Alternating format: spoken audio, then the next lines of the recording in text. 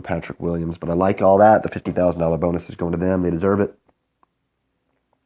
And I'm pretty sure I said it, but if not, with the win, Demetrius Johnson tied Anderson Silva's record for the most consecutive title defenses in UFC history. That is his 10th. And I guess this was the highest grossing sporting event ever in history of the Sprint Center. $1 million total gate, 12,171 in attendance. All right, that is the end of the UFC portion of the breakdown. We do have a fight this weekend. We're going to be doing, or of the recap, excuse me, we're going to be doing a breakdown of some UFC probably tomorrow here. But that's not the end of the show. We did have some Bellator over the weekend as well. Bellator 177 in Budapest, Hungary on Friday night. Was supposed to be a championship, bantamweight championship bout between Eduardo Dantas and Leandro Higo. Higo missed weight, am I right? Yes, he weighed in 139 pounds, so it becomes a catchweight fight between Dantas and Higo. Dantas wins the fight by a split decision, 230 to 27s, and 128 to 29. I do remember the announcer saying they don't see how you could give it a 30 to 27. I agree. I had it 29-28 Higo. I thought Higo won rounds 2 and rounds 3. Dantas didn't look fantastic. Good jab in round 1, but he never really did a whole lot. He just kind of was pretty stationary and had less power than Higo did. I believe both announcers thought Higo won as well. So it kind of tells you how that goes. Eduardo Dantas does get the win, though, but Higo looks fantastic there in the W. Very close fight. I mean, neither of them landed set combinations or anything like that, but I would just say that the majority of the power came from Higo. Dantas had a lot of great leg kicks, though. He was really eating up the lead leg of Higo. But as far as punches are concerned, I think that it was unquestionably Higo with the headshots doing more damage. All right, moving on to the featherweight division. We have Daniel Weichel wins a split decision victory over John Macapa, or John Teixeira, however you want to do it. John Macapa is what they call him there. 229-28, 128-29. That one was a really difficult one to call. I feel like Weichel did enough, especially at the end of the second round and the third round to win the fight, but that was definitely close. I think this was another one where the announcers thought that Macapa had the win. Macapa had much more power than Weichel did. Weichel was using much more of a traditional kickboxing style with jabs, but not really throwing the traditional combinations that you'd like to see from him. At the end of the day, I guess it was probably a little bit of an underwhelming performance from Weichel. Macapa, maybe a little bit better than expected, maybe not, maybe about what you would expect. But Weichel gets the win, split decision victory there. All right, we go to the women's flyweight division. We had Lena Ochinyakova, defeated Helen Harper, TKO, referee stoppage after the second round. Harper probably won the first round with some great grappling.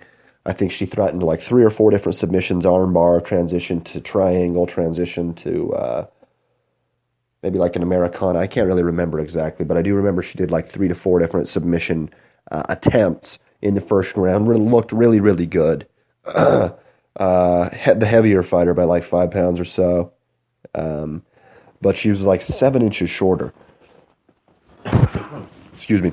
It was pretty difficult to tell that she was the heavier fighter, just because of the amount of just the serious height and reach advantage that Ochinyakova had in that fight. And she's a bit of a looker too. I don't know. Look her up. Lena Ochinyakova. She's pretty hot. I don't know what that means, but I don't know what that matters. But she is. She's pretty hot. Second round, she comes out. She just starts lighting up Helen Harper on the feet. Harper was much slower. Really puts a beat down on her. Kind of looks like she's going to get a TKO victory at the end of the second, like in the round. And then the bell rings, and the referee basically just goes to check on Helen Harper and decides that she is unfit to continue the fight, and gives the whole doctor stoppage, or referee stoppage, excuse me, TKO victory to Lenya Ochenkova. Pretty damn good performance there, especially being able to hold off the submissions coming from the better grappler, the much better grappler there, and then taking the second round after pretty clearly losing the first round, being able to come back in the second round and getting the stop in the second round. Just really a humiliating. I don't know what the strike count was, but I mean it was probably in the 50, 60 to 10 range in the second round. Good victory there. And then the last fight on the main card was a catchweight bout between Anthony Taylor and Adam Boric. I don't know who missed weight. I think it was Taylor. Boric wins with a submission victory, a rear naked choke in the first round, 4 minutes and 12 seconds. He looked very good. Pretty comparable striker as well. I think he was 7-0 coming into the fight. A bit of an up-and-comer. Both of them were, but Adam Boric, excuse me, I think he's from there, from Hungary. Made quick work to get, I think most of his fights are submission victories as well. Let me check. Yeah, it looks like he has 4 submission victories. I thought he had more fights than that, but maybe I'm wrong. Out of his 6 wins, good performance there. I expect him to turn around real quick and get another fight like in a month or so. Basically, he sustained no damage. Just a serious outmatch there. And the tap was quick as fuck, honestly. It wasn't even a totally in too deep. He just had the hand over the top of the head, his rear hand. Really softened him up with some blows, and then snuck the left arm around. And then once he had the left arm around, you could kind of tell that Taylor had kind of retreated into a submissive mode, essentially, or submission mode.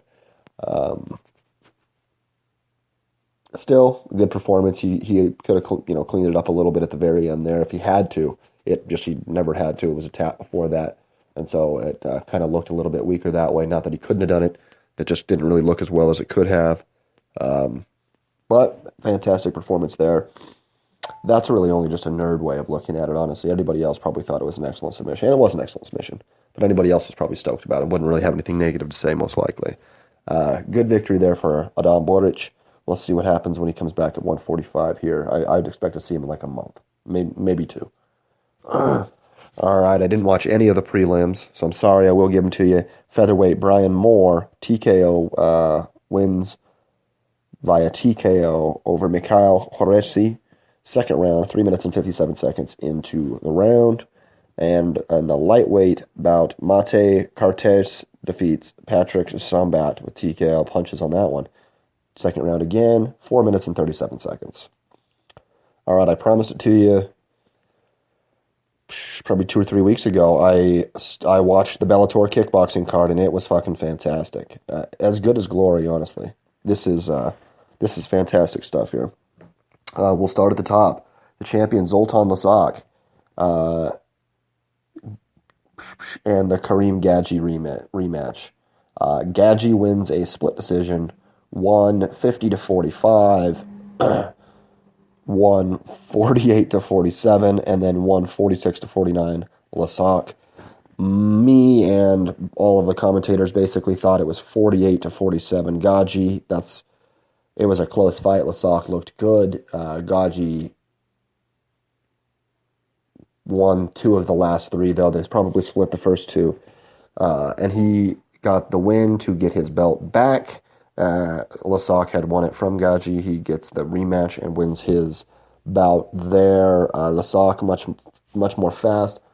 And Gadji just had a great traditional kickboxing style and just chopped him up a little bit. Ate the shit out of Lasak's legs. The back of his leg was just fucking colored. It was literally just fucking purple. And that was probably a good bit to do with what you see there with the decision. I don't understand the 50-45 at all.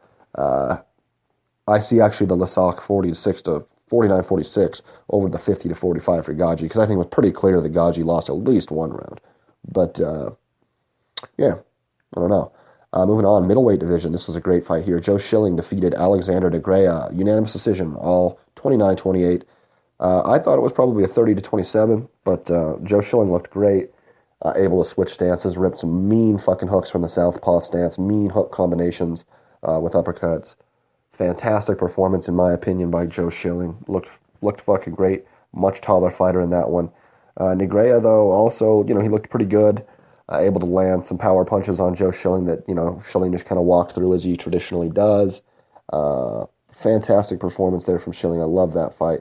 You can actually watch any of these on Spike.com right now or Bellator.com right now. I think you have to go to Spike.com really to get the kickboxing stuff.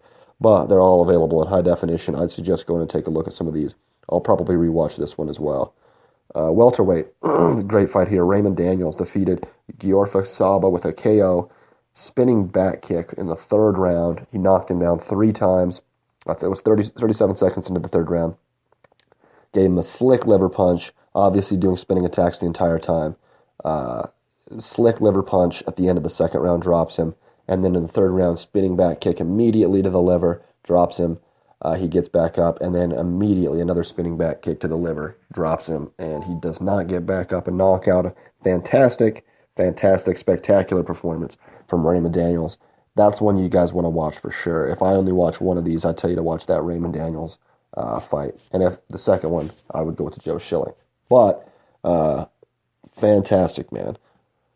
That was like a Raymond Daniels fucking like highlight reel essentially with those fucking great liver shots, spinning back kicks to the liver. Nothing he could do about him. The guy tried to block him and he still fucking landed him. Fucking great. He just literally went 3 times straight to the liver. All right, featherweight. I didn't watch this fight. Somehow I didn't see it on the motherfucking website, but I bet it's there. Featherweight women's. Yorina Bars defeats Irene Martin. Unanimous decision, all 30-25. I didn't see the fight. I guess I'll have to go back and watch that. Obviously, she probably knocked her down 2 times or something like that, and then it went to decision. Congratulations there. And then the final match of the evening in the featherweight division for men. Gabor Gorbic defeats ex-Glory featherweight champion Gabriel Varga by a split decision. 2 29-28s and 1 28-30 for Varga there. I thought it was 29-28 for Gorbic. That was the decision. A bit of an upset. People thought that Gabriel Varga would win the fight. He wasn't nearly as active as he should have been, and that's pretty much where he wasn't. He's not a more powerful fighter. Gorbic is the more powerful fighter. And Varga just wasn't as active as he was going to be, need to be to win the draw or to win the decision. I don't understand how somebody had it a 30-28. Obviously, they gave him a 10-10. Somebody a 10-10 there, one of those rounds. I don't really agree with that at all. But I mean, I guess that's pretty subjective too. So any round, I guess, could have been a 10-10 if it was close enough that one person got it one way and the other person got it the other way. So I guess I just don't see how. I don't know. I thought I only could give Varga a 10 in one round. So I think the right decision was made there. Gabor Gorbic defeats Gabriel Varga, split decision. All right. And that's going to be the end of the Bellator 177 program from Budapest, Hungary.